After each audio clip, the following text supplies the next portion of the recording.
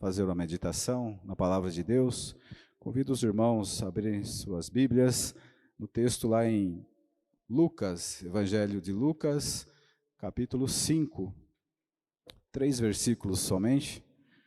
Nós vamos aprender algumas boas novas na palavra de Deus. Capítulo 5 de Lucas, versículos 27 ao 29.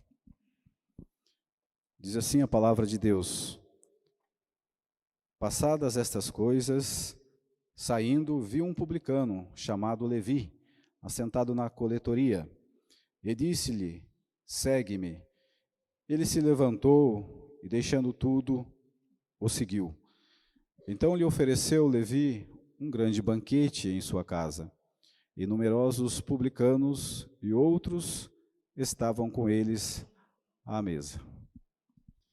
Senhor Deus, que o teu Santo Espírito nos oriente, nos auxilie, que a tua palavra seja a verdade sobre tudo. Abençoa ricamente as nossas vidas e nos dá a condição de entendermos esta palavra. Em nome de Jesus, amém. Irmãos, nós temos aqui uma pequena passagem que dá-nos uma certa orientação sobre o nosso chamado, a nossa vocação, a nossa conversão. Levi, também conhecido como Mateus, foi sem dúvida um judeu, era um publicano romano, escreveu o evangelho dirigido aos judeus.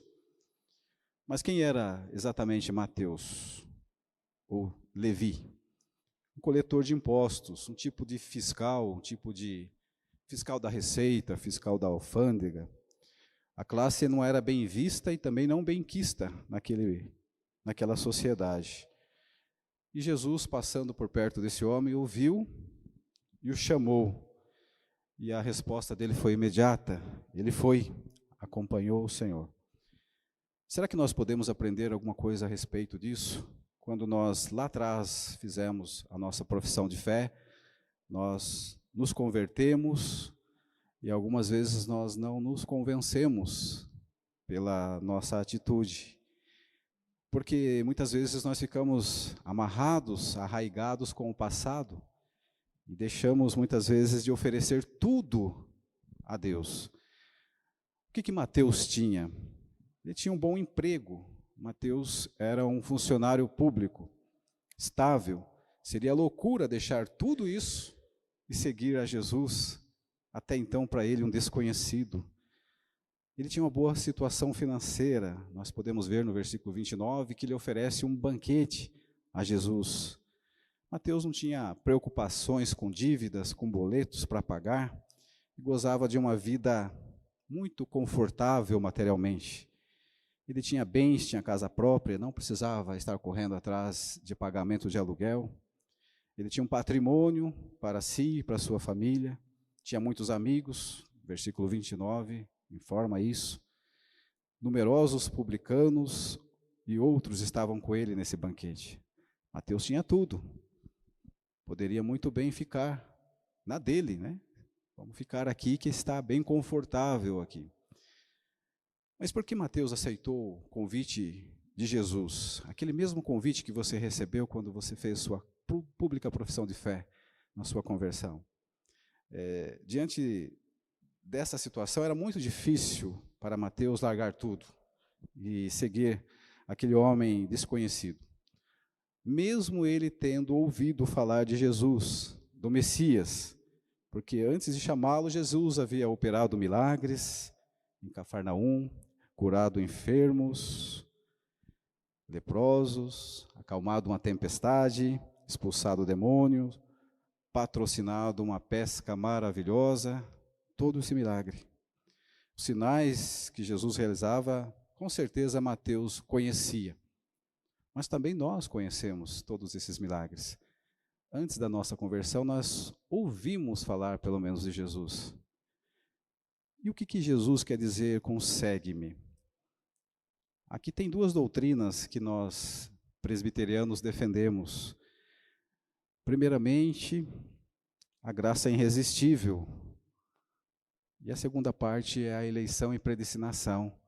Nós fomos eleitos, predestinados a louvar, a glorificar o nosso Deus para sempre.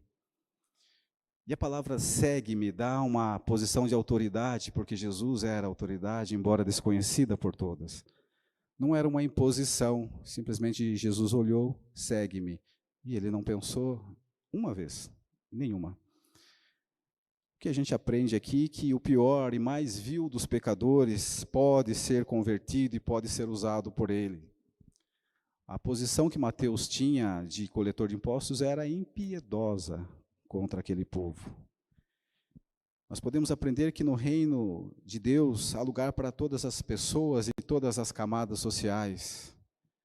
Que nós somos o elo, a ponte para buscar discípulos para o nosso Senhor. Nós podemos aprender que para ser um discípulo requer uma decisão imediata, que Jesus não deu tempo para Mateus pensar, segue-me. E Mateus atendeu imediatamente a esse convite. Nós aprendemos que a palavra segue-me quer dizer, para seguir Jesus nós devemos tê-lo primeiramente e primariamente como prioridade na nossa vida. Nós devemos ter disposição de deixar muitas coisas. Devemos deixar a nossa posição social, muitas vezes, alguns bens materiais ou pensamentos de ordem material, nós devemos deixar. Algumas vezes nós temos que mudar, ou melhor, algumas vezes não temos que mudar o nosso comportamento inadequado diante a uma sociedade, pois para buscar discípulos para o nosso Deus, o nosso maior testemunho é o nosso comportamento, é a forma que nós tratamos as pessoas que nós vivemos em sociedade. E deixar a prática do pecado, que não é uma situação tão simples, tão fácil, mas é necessária. A graça irresistível, uma doutrina que nós aprendemos desde mais novos, e também a nossa predestinação a servir ao nosso Deus. Agora, façamos uma correlação entre Jesus e você e eu, né? Como seria fazer novos discípulos? Homens, mulheres, jovens, adultos, idosos, ricos, pobres, intelectuais, pessoas mais simples, pessoas corretas ou aquelas que não são tão corretas, e algumas envolvidas em práticas pecaminosas, né? Ele chama você como estiver, mas você não pode permanecer como está.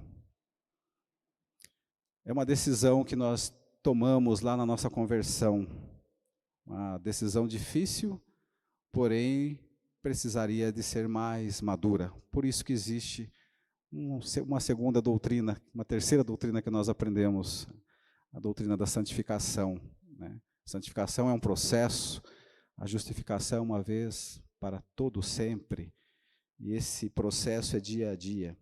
Então, meus irmãos, para nós finalizarmos, o que Mateus tinha? Ele tinha tudo, não precisava de nada.